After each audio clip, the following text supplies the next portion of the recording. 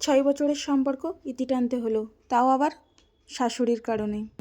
2019 সালে পারিবারিকভাবে আমাদের দেখাশোনা করেই বিয়ে হয়। প্রথম আমার স্বামী অনেক অ্যাডজাস্টেবল, সাপোর্টিভ ও কেয়ারিং ছিল।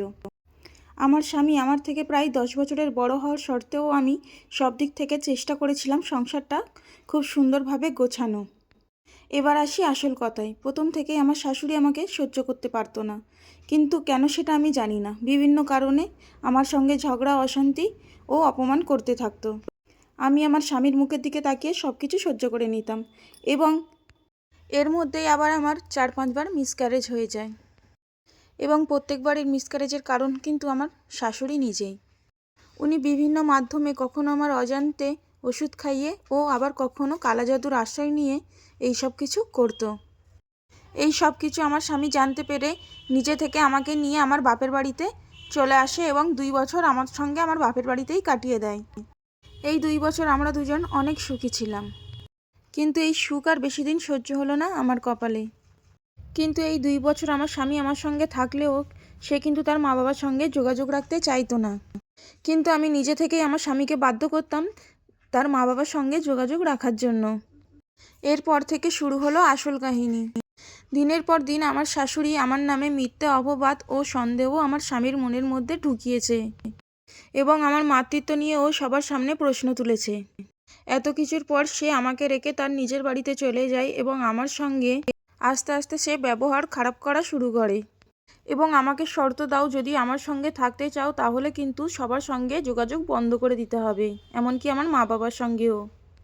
আমার বাড়িতে কাজের মেয়ের মতো পড়ে থাকতে হবে, আর কোনোদিন কিন্তু বাপের বাড়ি যাওয়া যাবে না। দিনের পর দিন এইসব নিয়ে ঝগড়া ও বিনা কারণে আমার উপর সন্দেহ করতে থাকে।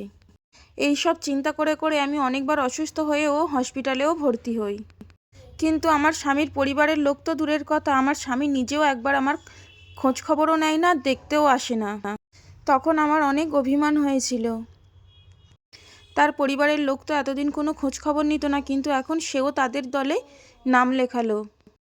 তারপরেও আমি নিজে থেকে কল দিলে সে আমার সঙ্গে অনেক বাজে ব্যবহার করত, আর সঙ্গে সঙ্গে মুখের উপরে ফোনটাও কেটে দিত। এমনই ব্যবহার করত যার কারণে আমি তাকে দেখে ভয় পেতে শুরু করলাম, এবং ডাক্তারদের ভাষায় আমি মানসিক রোগী নামে পরিচিত হলাম। কিন্তু তার কাছে এইগুলো শুধুমাত্রই অভিনয় মনে হতো।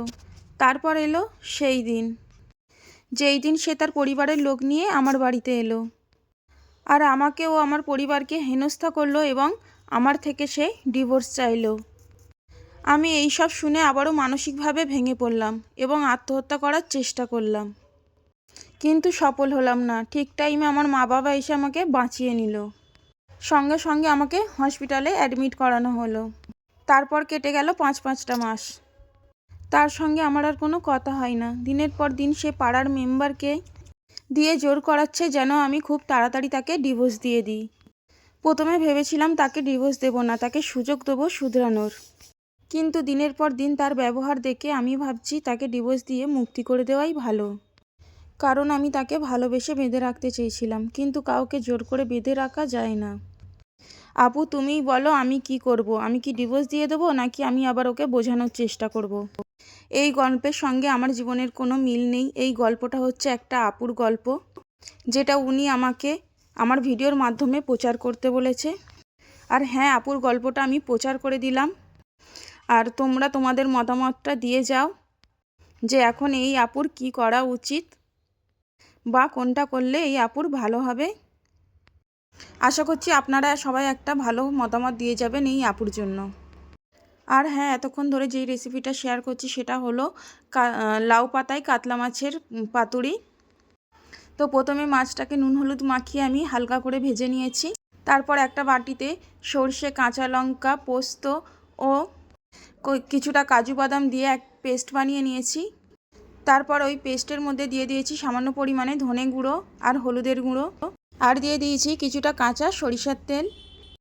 তো মশলার পেস্টটাকে খুব ভালোভাবে মিশিয়ে নিয়ে তার মধ্যে আমি মাছগুলিকে 10 মিনিটের মতো ম্যারিনেট করে রেখে দিয়েছিলাম আর কি, বা ডুবিয়ে রেখে দিয়েছিলাম। তারপর ওই মাছ থেকে একটা একটা করে মাছ লাউ পাতার মধ্যে তুলে নিয়ে কিছুটা পরিমাণে মশলাটা দিয়ে তার উপর একটা কাঁচা লঙ্কা ও সামান্য পরিমাণে সরিষার তেল দিয়ে খুব ভালোভাবে পাতাটা দিয়ে মুড়ে নিতে হবে।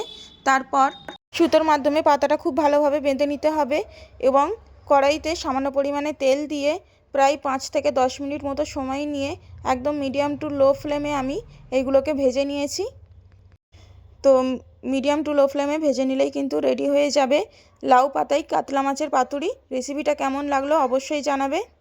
আর হ্যাঁ, ভিডিওটা বেশি বেশি করে শেয়ার করে দেবে যাতে এই আপুর গল্পটি সবার কাছে পৌঁছতে পারে।